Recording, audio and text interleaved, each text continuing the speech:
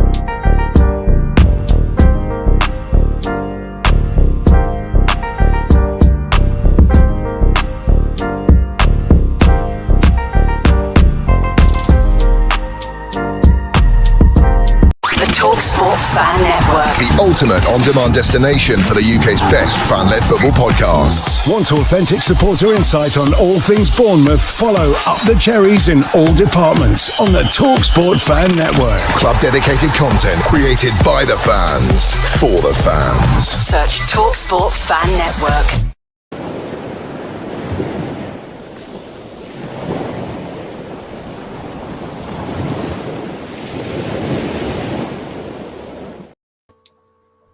Hello, Cherries fans, and welcome back to Cherry AM. Welcome to you wherever you're watching in the world. And as always, on a Friday, of course, I'm joined by Paul from Oz. Paul, good to have you with me as always. How are you doing? Yeah, real good, Maddie. We've got a great day here. We've got about 14 degrees and just beautiful. Sunny weather, really nice. I've just been to my grandson's 7th birthday party. Lots of chocolate cake, unfortunately, but just give him a 30-second shout out to Max, my grandson, who was 7 today. Happy birthday, Max, and the boys. That's Tom and also George. They keep us all busy, mate. But lovely age. I can't even remember being 7, Matt, but nor can I. Great age, mate. Yeah, no, bless him, and happy birthday to Matt. He actually plays soccer for Barrel, a local team, Barrel, in under 7s, and I love to go to watch him, which is great. And his brother Tom also plays soccer for Wolves, Wollongong Wolves. That's great. Lovely. Yeah, lovely. It's nice to see that they're both keeping up the family tradition of liking football, which is all good. Correct. And apparently the younger one, George, he's he'll be 4 Boxing Day, and they seem to think he's going to be just the same. He loves kicking the ball around all day long. It's crazy. Oh, yeah. He'll be 4 on Boxing Day, really? Yeah. Oh wow, same day as me. Same birthday as me. Yeah, same day as me. Just 36 years apart. But it's great. It's great. It must be great for you to be able to go and watch them play football. Oh, I love it. Yeah, I love it. Yeah. No, great. I'm sure it's lovely. Well, today we've got a few topics myself and Paul are going to be discussing, which I'm trying to remember what those topics are now. But I only went through it. Yeah, but. What topics is it, Paul? Do you want to? Yeah, we're going to go to the comments, and we're going to talk about David Brooks and the right back position, the fight for the right back position, mate. Everybody has different views, don't they, on that one? Yeah, it'd be good to hear from the guys in the chat. So, if you want to start chucking your comments in now on that one, who you'd play at right back, and obviously myself and Paul are going to give our opinions. And I believe then you're going to touch on the Brighton game from your perspective, because obviously my points are all in the match preview. Yeah, I'm going to touch on the team that I would pick for Saturday. Which is different from what most people have picked, which is interesting. Yeah. So we'll see, won't we? But who knows? And we're going to talk about Brighton, as we say. We're going to touch on that. We're going to talk on something that I've stumbled upon, which is I find really interesting. I hadn't realised how we have a large Spanish connection at Bournemouth. We're building a Spanish connection, starting at the top and going right down, which I'm really interested in talking about that, Matt, later on. Yeah, excellent. Connection involves managers and players, and we've also going to talk about Mr. Truffeur at some point at the end of the show. Yes. There for a minute. Yeah, and how he's likened to a certain former England international. Well, let's get straight underway. Let's jump straight into the comments, and then we'll cover off our first topic for the show. So hello to everybody in the chat. Thank you for joining us. If you could all please just do us a little favour, it would make myself and Paul very happy, and also everybody at the channel very happy. Please smash those likes on the video if you can, and if you haven't also done already, please subscribe to the channel as well. I know that we're approaching the 2K mark now, I believe. So if you guys in the chat could all do that for me, that would be excellent. First one in the chat this morning, and someone that joins us on a regular basis, and that is, of course, David DaCosta. Good morning, Matt. Afternoon, Paul. And hello to all. Melbourne, 13 degrees and cloudy. Okay, it's nice here this morning. I'm in Poole, and there's a few scattered clouds in the sky, but most of it's blue. So we'll make them that before that winter creeps in, haven't we? Oh yeah. And someone that's always in the chat every morning is Chris Hubble. Morning, Matt and Paul. Up the cherries. Yeah, up the cherries indeed, Chris. I hope you're well. I'm sure we'll see you in the chat again a little bit later on. Some bloke called Malcolm's joined us. Hey, Malcolm. Yeah, everybody knows Malcolm. Good morning, Matt, Paul, and everyone in the chat. Good morning to you, Malcolm. Hope you're well. Darren, morning, Matt and Paul. 27 sunny blue skies in Perth. Wow. So one side is, I take it Melbourne's the other side, which is 13 degrees and cloudy, but it looks like Darren's got the better of the weather today. But yeah, if you're watching and you haven't checked out the channel this week, there has been a show released where myself and Darren talk about his time as being a fan of Bournemouth and why he fell in love with Bournemouth, and just his journey on being a Bournemouth fan, really. So interesting one, good chat with Darren. So yeah, if you haven't checked that out already, please do. Yes. Sydney Supporters Club. Yeah. Cherries. Yeah. Yeah. It's Friday, and that can only mean the Aussie Pool Show. Yeah, that is it. Yeah, that is Pool's slot. Friday. Hope you're well. Dan Short, morning, Matt and Paul. It's very cloudy on the way to Swanage Railway for the Autumn Steam Gala. Yeah. Predictions for the weekend. Well, Dan, my prediction for the weekend is in the match preview, and we'll hear Paul's very, very shortly. Hope supporters group again. Hope Max, Tom, and George will be future Cherry supporters of the Southern Highlands. Well, yeah, I'm sure they can be. Yeah, my grandson, whose birthday it was today, had an AFC Bournemouth scarf draped over his chair in his bedroom. The 7-year-old, he did. He has, yeah. So they're on it. Their favourite player, all of them, they love Semenyo, which is great. Who doesn't? You know, they love him. They think he's great, Semenyo. So, yeah. No, I'm sure you never know. They might have a shirt brought back for him soon. At some point. Yeah. On their lovely granddad. Thank you. Malcolm, Hill to start at right back with Jimenez to get some minutes later. Yeah, interesting. We'll give our thoughts on that in a second. Paul, you need to correct Matt's pronunciation on how to say Melbourne. Is it Melbourne? Melbourne, not Melbourne. Melbourne. Maybe that's my Dorset twang. Maybe that's my Dorset twang. Yeah, some people say it one way or the other. Yeah. Liam, great to see you as always, buddy. Hope you're well. Morning, Matt and Paul. Can't wait for the game tomorrow. Yeah, I think everybody is like exhausted from just international break, aren't they? So, yeah, it'd be good to get back out there and watch some, I suppose, decent football, really. And Paul, good morning, everyone. Yeah, great to see you, Paul. Thank you for joining us as always. Hope you're well as well. That brings us on to the first topic of this morning. Obviously, we've had some contract extensions this week, which the guys have covered over the week, obviously with James Hill. But obviously, yesterday, late afternoon, the news broke that David Brooks had signed a new deal, which is going to keep him at Bournemouth until 2029, which will take him up to the age of 32, I think.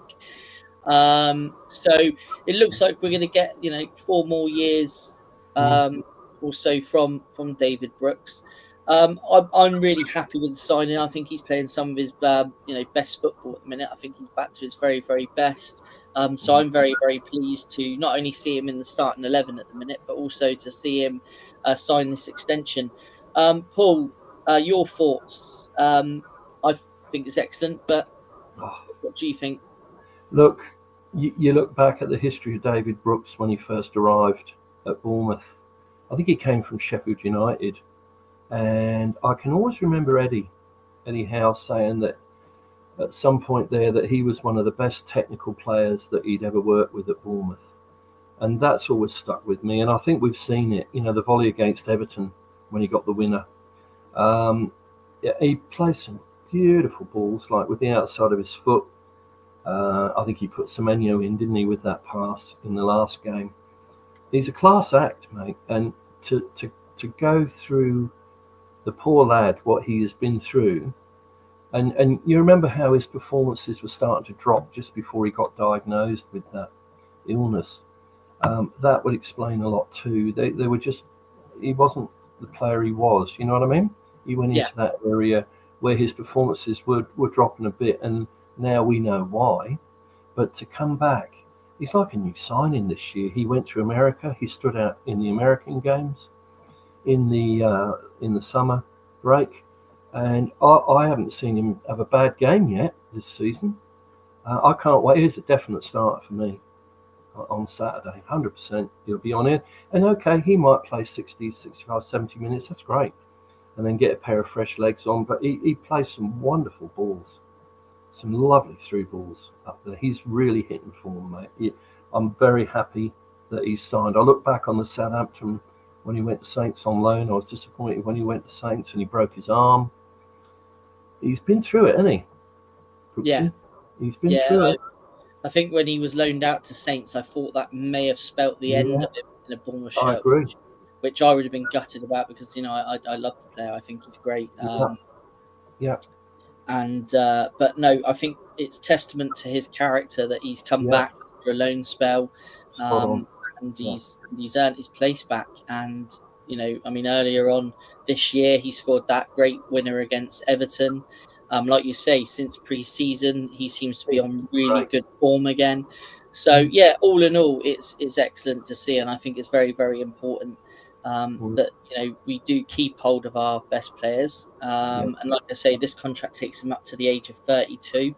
So whether he stays beyond that, would be, obviously we'll have to wait and see. But hopefully he's going to see us to the end of that 5-year plan that Bill's got, and hopefully he may make an appearance for Bournemouth in Europe one day. Fingers crossed.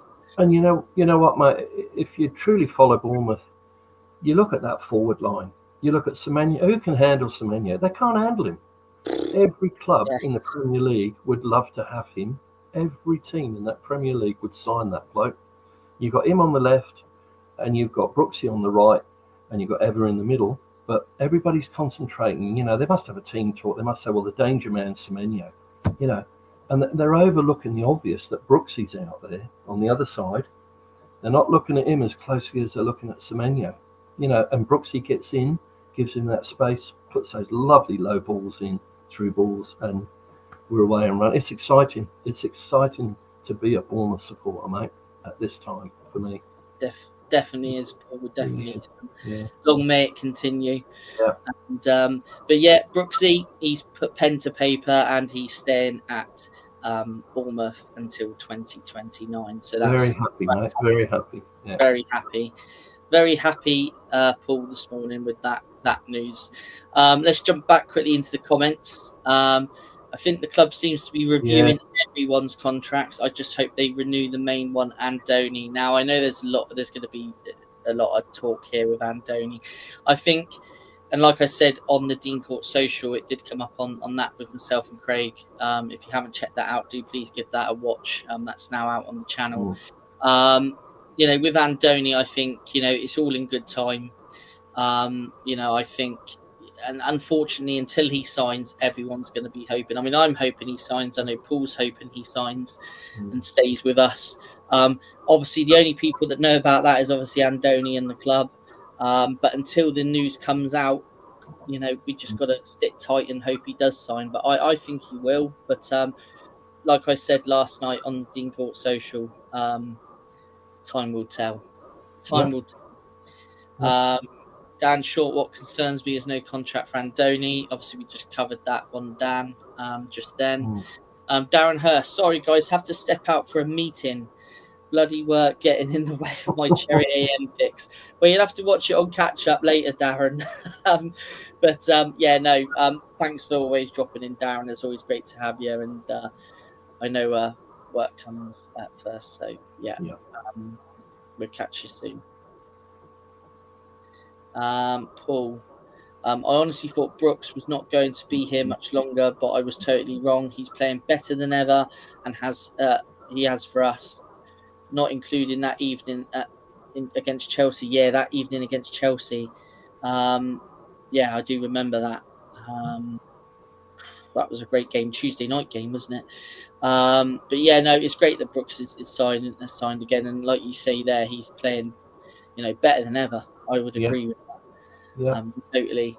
And Malcolm, all in good time with Andoni's contract. Just because there is no news doesn't mean anything. Look at how he does his contracts. No worries that he is staying. No worries that he is staying. No worries that he is staying. Yeah. Okay. Again, with Malcolm, I know Malcolm's got some, real strong views on Andoni's contract. And it is a case of, I think we just got to sit tight and wait, and time will tell. Time will tell.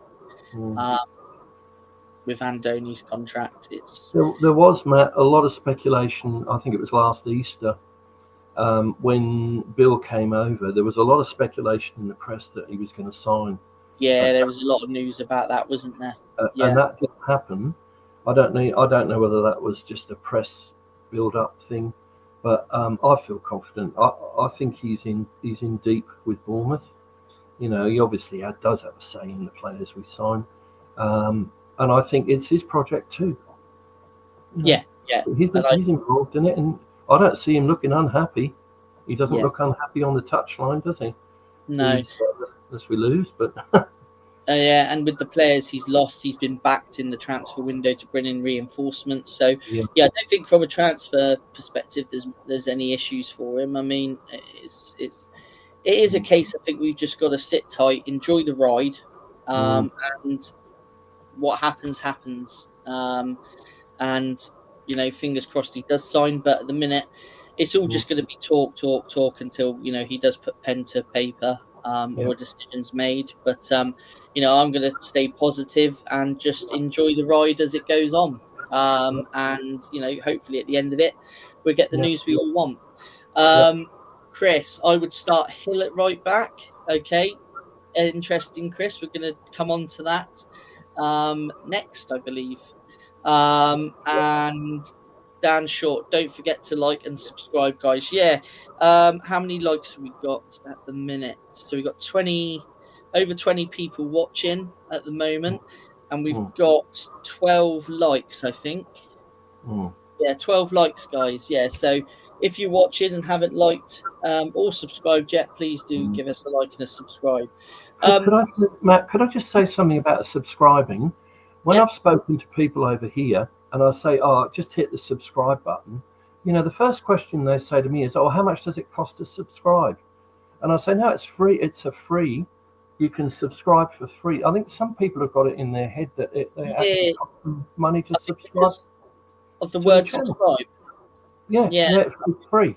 Yeah, yeah, you might be right there. Actually, I've yeah. never thought of that before. They've asked me. Yeah, I've said, "No, you don't have to pay anything. Just push the button." "Are you sure?" I said, "Of course.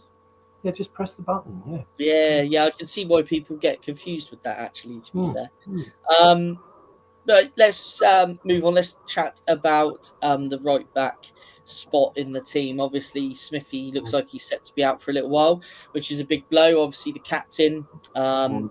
and we all know what we get with Smithy. Yeah. He's been a fantastic servant to this football club. So, I'm a Smithy fan. I just think the way he's looked after himself well into his 30s, I think he's a fantastic pro for a youngster to look up to for Mm, longevity in your career. But he's going to be a big miss for Bournemouth. But we do have that spot to fill at the minute, and we do have some candidates now.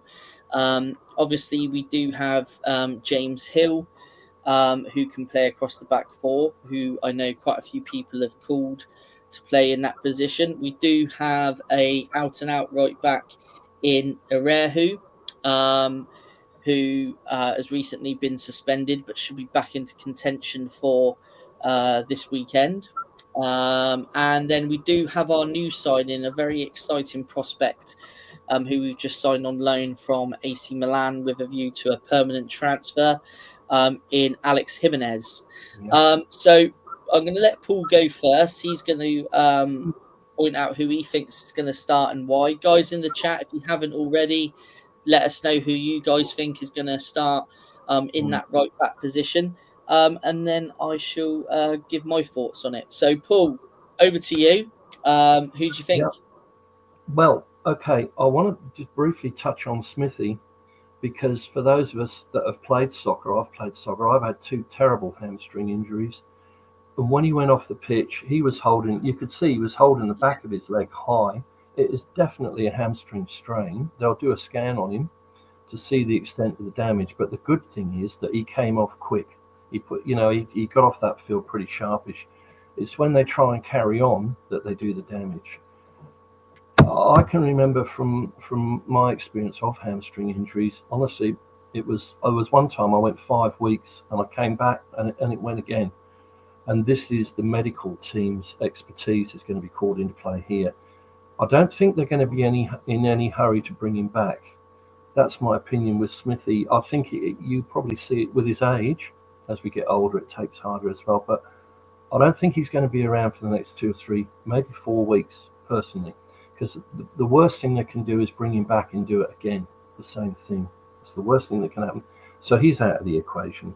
I think we can all agree that Arahu has made himself a little bit lower down the pecking list. I don't think he's going to be starting. So it is a 50-50 job for me between Jimenez and Hill. Personally, my opinion, it's great that we've all got different opinions. I believe Hill will start due to the fact that he's played in that spot before. He knows the team members. Jimenez has been at the club a fortnight. But we saw it with Diakite. He came in straight away for the Liverpool game and he was brilliant.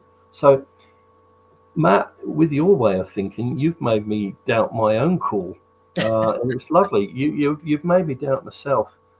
It'll be interesting to see. I'll be looking at that. But personally, I think you'll go with Hill. That's the short version. Yeah. Yeah, and I can completely understand why the manager would go with Hill. I can understand that. And I can understand why. That's not saying that Jimenez won't get on. I think he could well get on. 70 minutes, he might bring him on. Who knows with the way he thinks he uses his subs, doesn't he? Yeah, I mean, like Malcolm said earlier, Hill There to start. you go. Good. That's what I think. Yeah. And I can understand why everyone thinks like that. I think slightly differently. I think if I was the manager, and with what I've seen of Alex Jimenez, I think he suits our play down to the ground. I think attacking wise and going forward, he's very, very good in possession of the ball. He's very, very good at long passes as well. He can turn a defending defending straight into attack with his long pinpoint passing. So and defensively, he looks pretty sound. So for me, I think if we're loaning this player in who's got so much potential, for me, and the way he looks, I mean, I've watched some footage of him on YouTube, and for me, I think he suits our play perfectly. So I think Hill can do a job at right back, 100%. Totally agree with everybody. He can do a job at right back, but for me, from an attacking perspective, I think Alex Jimenez would be the much better choice. He could do it the other way around. He could do it your way. He could start Jimenez and take him off after an hour. That way, yeah. It could be a case of, if he, I mean, if Bournemouth are winning by a couple of goals, it might be a case that he wants to make us a bit more defensively sound and possibly bring Hill on in that sort of right back role. But then, who knows? Who knows? I mean, I just think personally, in terms from an attacking perspective, I think Alex Jimenez will get the nod from me. Wow, but, that'll be interesting. It's going to be interesting to see. We'll probably both be wrong, Paul, when Arehu gets the nod. I just think with Arehu, obviously, I think I do question him sometimes defensively. Yep. He's got some great pace. He really has. Yep. But I'm not 100% certain whether he can start ahead of the other two, to be honest. No, and one of those two that we're talking about is someone that's not naturally a right back, but can play across the whole back four. So, I think for me, he goes down the pecking order a little bit. Yep. That's our views on it, guys. If you want to chuck any of your views in the comments, please do. Just jump back into the chat before we go on to the Brighton game. Obviously, my views on the Brighton game are in the match preview, so we'll be hearing from Paul on his thoughts. Dan Short, 15 likes. Okay, guys, thanks for that. 15 likes. If you're joining us, do please give us a like. That'd be great. Paul, completely off topic, but I learned this week that AFC in AFC Bournemouth stands for nothing. To my knowledge, it stands for Athletic Football Club. Yeah, but I did hear the same thing, Matt. And they said, well, it was a report that I read in the week somewhere. I don't know where it was, but Paul's right. It was written down that they just wanted to get Bournemouth at the top of all the clubs by putting an A there before Arsenal, the whole lot of them, AFC Bournemouth. But we do know it, don't we, as Athletic Football Club? Yeah, because before they changed the name, which I think it was Dixie Dowsett that changed the name, wasn't Bournemouth and Boston Athletic Football Club. That's what it was. Yeah, so I thought they just put the Athletic Football Club at the beginning to put at the top of the alphabet. Yeah, I did read that. That's the impression I've always been under since I've supported Bournemouth, that it stands for Athletic Football Club. But I haven't read that. I did. But bit of a strange one that. Malcolm, you got any? It'd be interesting to hear Malcolm's opinion on that. But from my perspective, it's always stood for Athletic Football Club. You know what? You go about the history of Bournemouth as well, Matt. In the 60s, it was Boscombe. Everybody said, I'm going to see Boscombe. Bournemouth was never mentioned until the 70s when Bond came in, and it all suddenly got changed to AFC Bournemouth. It was always Boscombe. Yeah, we're going to watch Boscombe, Yeah. Because it is Boscombe, isn't it, really? Yeah. Well, obviously the club's based there, but it was always, like I say, it was always a case that I think even until the club was, even the club's name was, born from Boscombe Athletic. So interesting. Paul, good day. You asked about Paul's finances. Yeah. So who's so there are 270 billion global conglomerate investment. Yeah, they see I'm just reading. They see the team's investment today. So they sell good players by developing players. Oh, right. Okay. Yeah, that's interesting. Yeah. So what he was actually saying is then they they're buying players to make money, and they're moving them on. There you go. Wow. With Wolves. Wow. Yeah. Thanks, John. That was you learn something new every day. Boscombe back of it's still a chant. Yeah, it is. Yeah, it's still still a chant that we sing at the ground. Yeah, definitely. And I prefer the old chants, though. The chants that have been about for years and years. Come on, you Reds. Yeah, and Boscombe back of the net, and sunny Bournemouth, and I used to love the one. What was it we used to sing for Machin Wonderland? It's I miss all the old chants. Always great to reminisce about them. So Brighton tomorrow, I think it's going to be a tough test. Last season, I thought their manager had us tactically spot on in the 2 games we played them. But Paul, your thoughts on the game? I will. I'm actually going to do it the other way around. I'm actually going to give you my prediction first. Okay. Because I'm going to put my head on the block, mate, and I don't do this very often, but I think we're going to come out the traps fast. I think we're going to do them 3-0. And I don't say that very often. I think we missed that. Well, did we miss chances? We made that many chances against Spurs. If we do that again, the percentages, we're going to score. We're making the chances. I think we're going to do them good. I think the tables are turned from last season. Last season, we lost both games 2-1, home and away.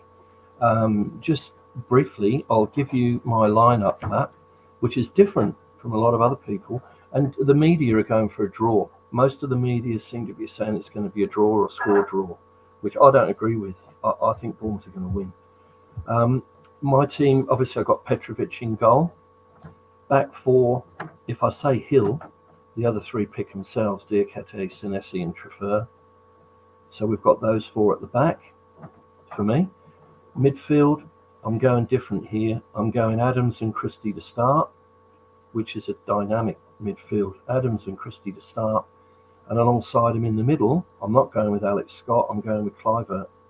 I think he'll revert to Kluivert. He's fit. I think he'll start him. That's my opinion. It's different from other people. Forward line picks itself. Brooks, Semenyo and Evan Nielsen. But that midfield for me is my starting lineup would be Adams, Christie and Kluivert. Because I watched Christie for Scotland and he played well.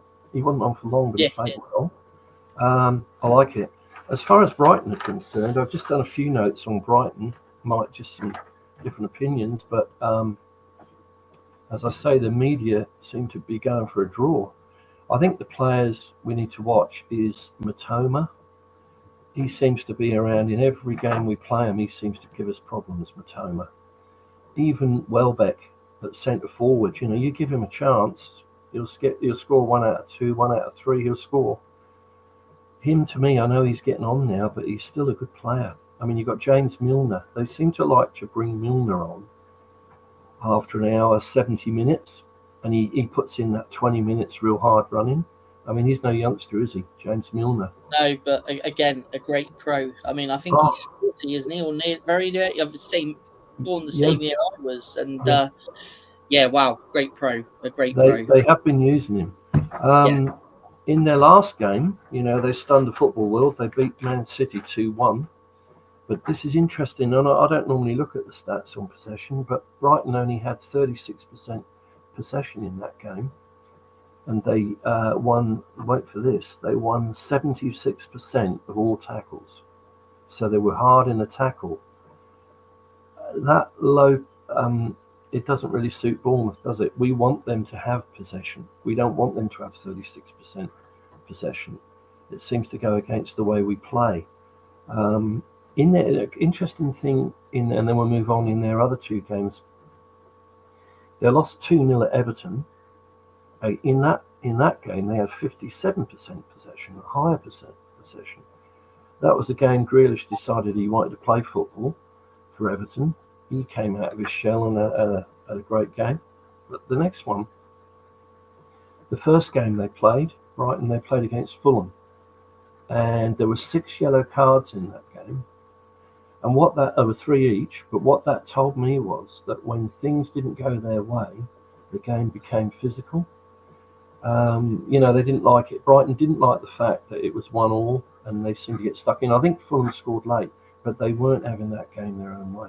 So I'll be interested to see if it starts to get a bit physical.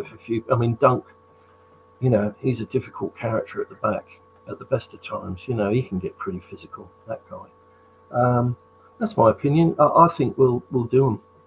And I'm often wrong, but it's only an opinion as such. That's my opinion on the game, Maddie. So we have to look back to get your opinion. So for my opinions on the game and thoughts, so obviously have to check out the match preview that I did with Craig last night, which is out on the channel. I think it came out about 9:00 last night. Do give that a watch for my thoughts. But just before we move on to the next topic, just quickly pop back into the comments. Malcolm, does Paul remember the chant Roger Jones, Viva Roger Jones? Now, obviously, Roger Jones was a goalkeeper. So how did this chant actually go? Because I don't know it. So obviously before my time. Can you remember, Paul? I wouldn't have a clue about the chant, but I remember Roger Jones. He come in for £30,000, which was a lot for a goalkeeper in those days.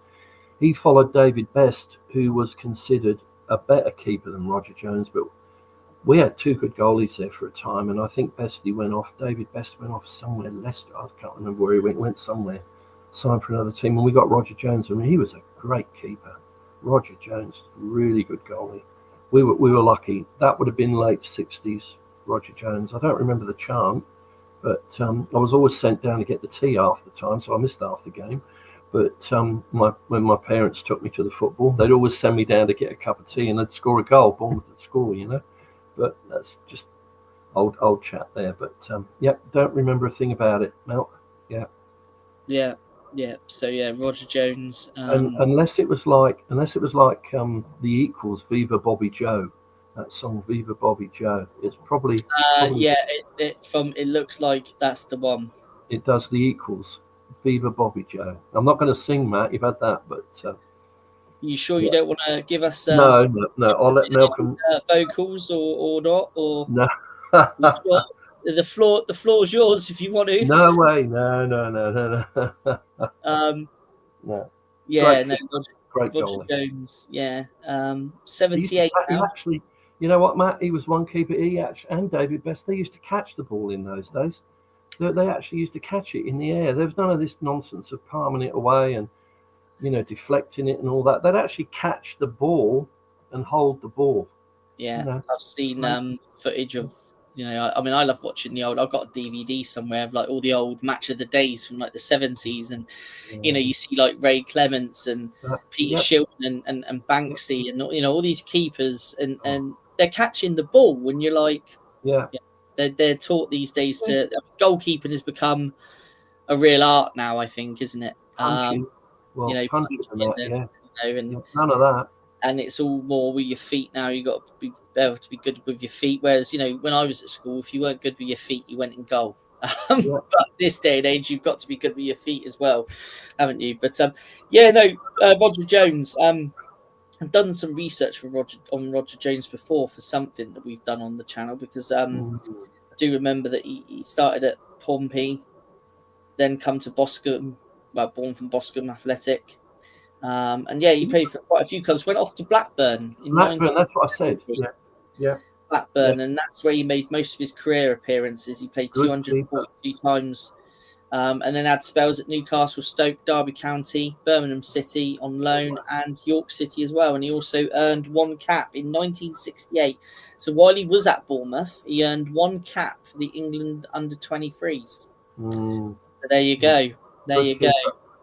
I mean, to play for that many clubs, Matt, he's obviously a great keeper. So, yeah. Okay. Yeah, he is a good manager. Do you know what he speaks better German than Craig? Yeah, to be fair, I think most people do. Malcolm, to be honest, after Craig's attempt yesterday, but yeah, no. I said in the preview, you know, he's a manager I rate really highly. I mean, he come out of nowhere, really, didn't he? And I remember when they announced him, I was like, never heard of him, but made a real good impact. And I think for them to miss out just on European football last year in his first season was, you know, very, very impressive. But yeah, there you go. The chant was to the tune Bobby Joe by the Equals. That's right, Malcolm. Yeah. And I think he's laughing there because I said to you, you could take the floor and give us a sing song. Come on, you Reds, absolutely. Chris Hubble, absolutely. Pat Jennings used to catch the ball with one hand. Wow, there you go. That's an art in itself. And Paul, talking of keepers, did keeper break the goalpost with his head at Dean Court? Wasn't that the Wolves Cup quarter final at Molineux? Was it Reg Cutler that ran into the goalpost and he brought the goalpost down in 1950? Was it 1957? 57. Yeah, I do. Yeah, I do remember. Well, I don't remember it, but I remember my granddad. My dad would have been there. Yeah, my granddad telling me that.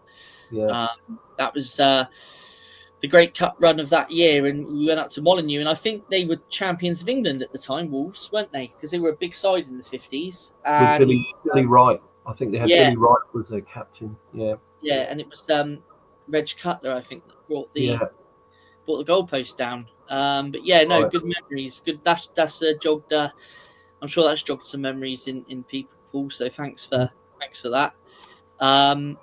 Yeah. So obviously we've had your thoughts on the Brighton game. Did you want to touch very quickly on the Spanish connection and before we wrap up? Yeah, I will do, mate. I was reading in the week, like Paul, you know, we all read clips here, there and everywhere, that Bournemouth actually have 17 professional scouts worldwide. You know, even where I am, I'm sure there's one over here in Australia. And I was just looking and I thought, you know, you start at the top of the club with Andoni, Spanish, you know, the manager, Spanish. And you look through the players that in the last 2 years have come and gone from Bournemouth. And there always seems to be this big Spanish connection. And I think there's a lot of work being put into the Spanish, a lot of viewing of Spanish games, etc.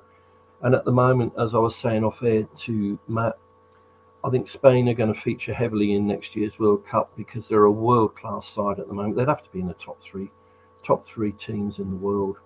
And I think to be looking at their sort of leagues is a good thing. Somebody knows what they're doing at Bournemouth. You start with Iriola, the Spanish. You start with, again, Dean Howson. I know he's Dutch, but he chose to take Spanish start again. He chose Spanish nationality and plays for Spain. A connection there with Real Madrid. Julio Soler, Spanish, came in from overseas. Alex Jimenez, Spanish, the new signing. So many of them. We've got even Julio Araujo, who is Mexican, but at the time he was signed for Bournemouth, he was playing for Barcelona, Spanish team. Everything links back to Spain. Here we go, Patrick Kluivert. I know he's Dutch. He was signed. He was viewed when he was playing on loan with Valencia. Bournemouth got him after that. They must have seen him at Valencia, picked him up. You keep going. Even Kepa, who I used to be able to pronounce his name, whatever it is. Anyway, Kepa, he was on loan at Real Madrid when we viewed him playing for Real Madrid. And there's so many links there with the Spanish league. Oh, so do I, Paul. I agree totally with that comment. I mean, they beat Turkey, I think, last week 5-0 away from home. There is a huge Spanish connection. Be interesting to see how we go in the next break at Christmas in the transfer market, if we pick any more Spanish people, because it's done us proud, hasn't it? Done us proud winning with Spanish, bringing in Spanish players have been good. I'm looking forward to seeing that Jimenez, Matt, when he gets going. It'll be interesting to see what he's all about. I like it. There you go, Soleri. But I think he was playing in the. You might be right, Paul, but I think he was playing in the Spanish league? I'm not sure. I think we signed him from an Argentinian club, Paul. Oh, I got that wrong. There you go. Yeah, I mean, I I think thought from an Argentinian club. Because I remember when he first signed, Craig got was it one of the journalists from Argentina to come on and did a show and spoke about him, and he was saying how they believe out in Argentina, he's going to become world class. So I think, on that one, I'm pretty certain he was. You're right. Can't remember the name of the club, but I'm pretty certain it was Argentina on that one. Even with Marcus Senesi, another Argentinian, they're South American. It's that sort of blend, that Latin. Maybe that's what I'm thinking of, the Latin connection. There's a lot of Spanish in there, but the Latin connection, we've got a lot of it.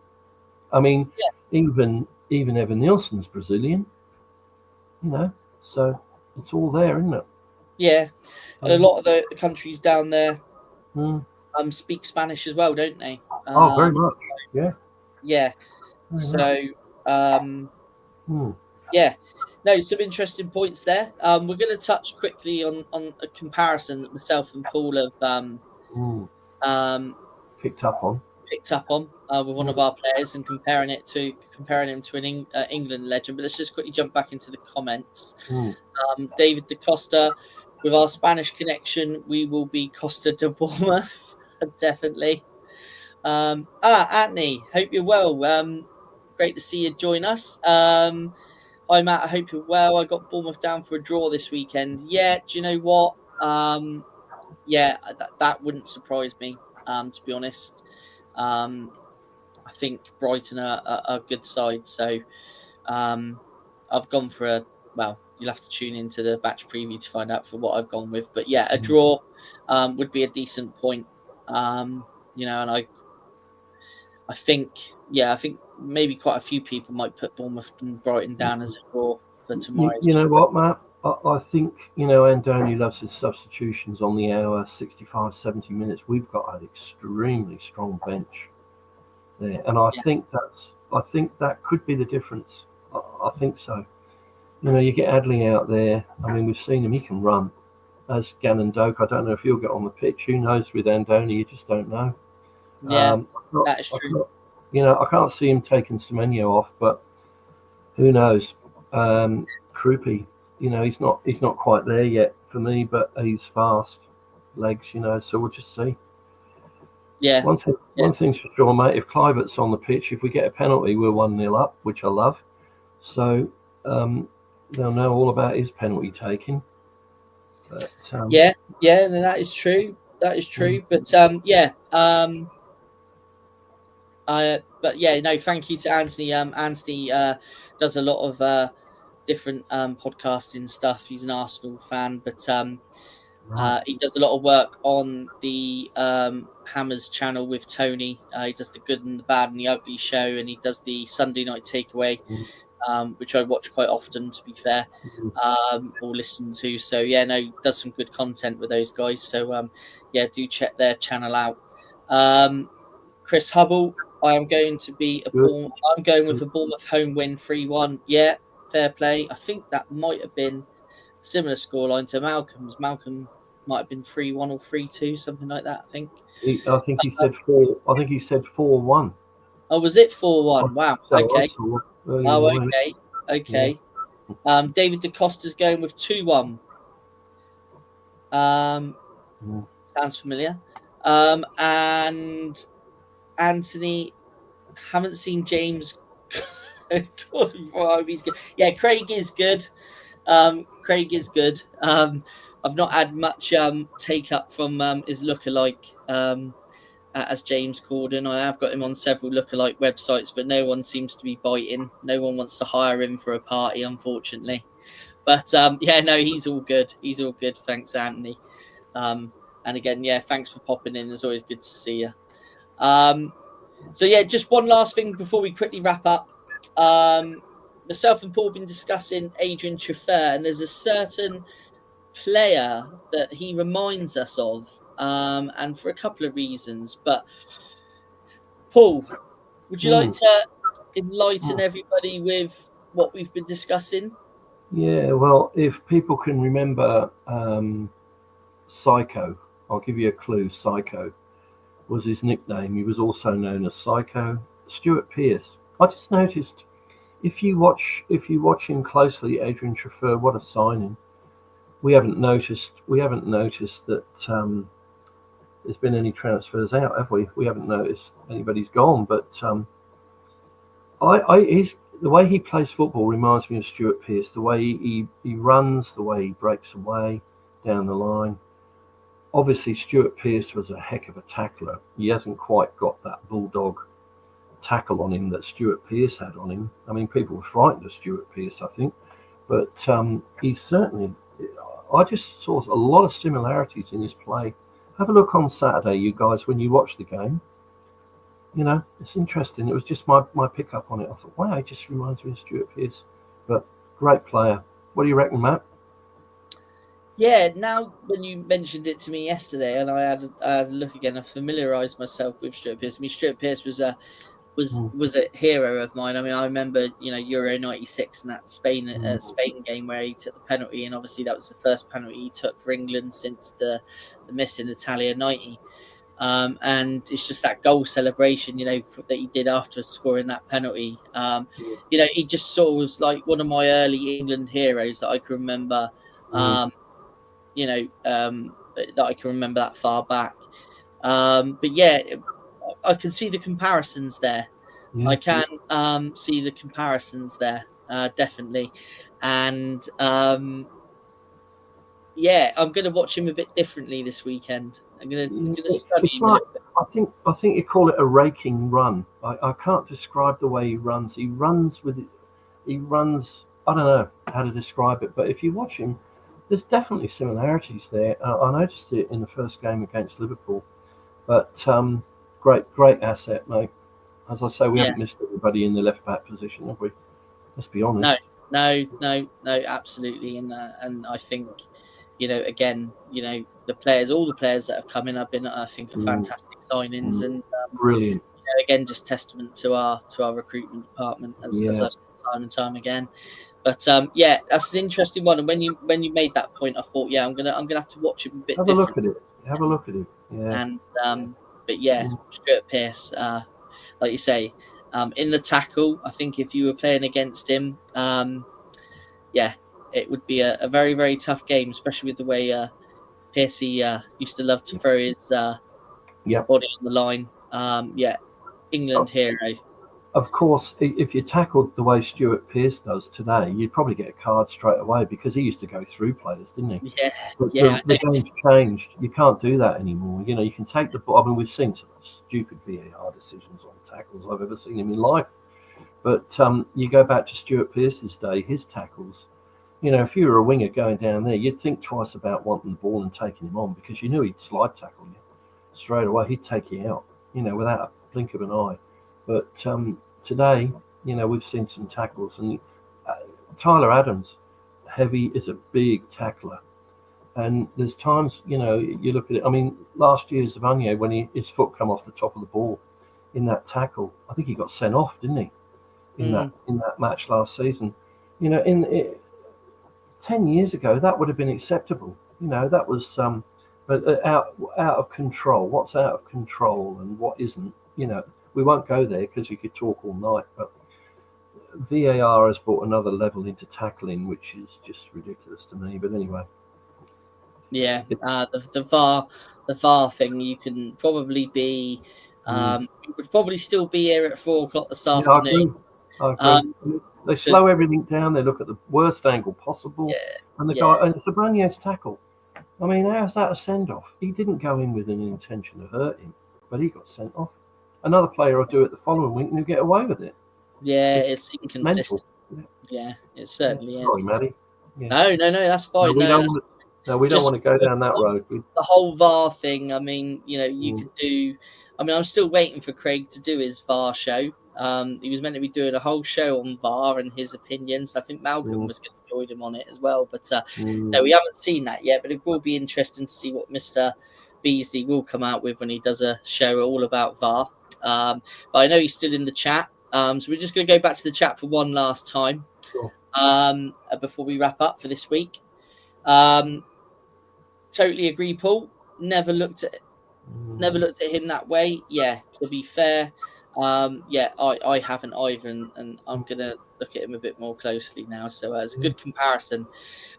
We've kind of got some Joker in the house as well. We currently have David Brent on the screen. For those that don't know who David Brent is, check out the comedy series The Office. I'm sure you probably don't know who David Brent is, Paul, but oh, I do. I've watched him sing. Yeah, he's love it. Oh, The Office, classic. right. Well, obviously we say that Craig looks like James Corden, and apparently I look like David Brent. So, David, Tim's put my stapler in the jelly again. Yeah, that's a quote from the series. Yeah.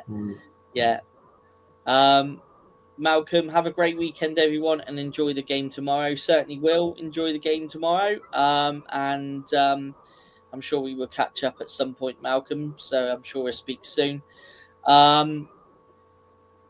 Yeah, you showed him a weakness. He pounced. You should know about that. Yeah. Craig's coming out with the quotes at the minute. So, we've gone from football topics to Craig's poor comedy. David Costa, great chat, great show. Great to have you with us, David, as always. Thank you for joining us. And the last one in the chat at the minute. Yes, Ricky Gervais, everyone. Yeah, thank you. Yes. And thanks, lads, for the great show. And thank you, Paul, for joining us every day, as always. Always appreciate you joining us. Be nice to see who Paul Sant is. I've no idea. I know he's an older person, but he's on every weekday, and he makes some great comments. Paul, well done. Keep your contributions going, Maddie. We love it. Really good stuff. Yeah, 100% echo that. Yeah, 100% echo that. Yeah. So that's it for another week, Cherry AM. We've come to the end. It's Friday. There's no cherry picking out at 9 o'clock this morning. Cherry picking will return next week, I believe. And there's the Deep Court Social, the match preview for the Brighton game to check out. There's also a cherry picker that came out at the weekend. It was a cherry picking international special with myself and Johnny Blair, where we picked an all-French Bournemouth side. So there were some interesting names that cropped up there from the past, and there's also quite a few current names in there as well. So if you haven't checked that out, please do.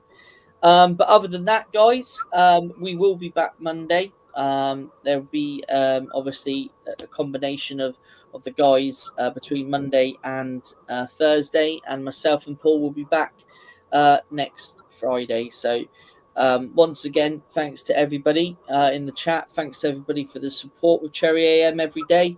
And until the next one, guys, all that's left to say is fingers crossed that we get the win at the weekend. I'm sure we will. But until the next one, guys, up the cherries. Up the cherries. Yeah.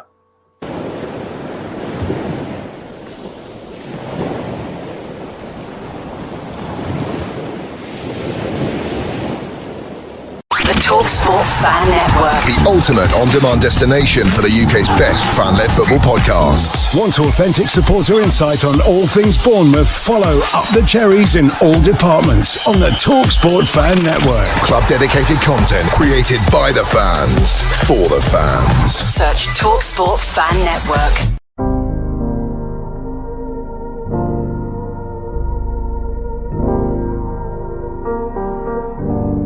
I should be like you, Mel.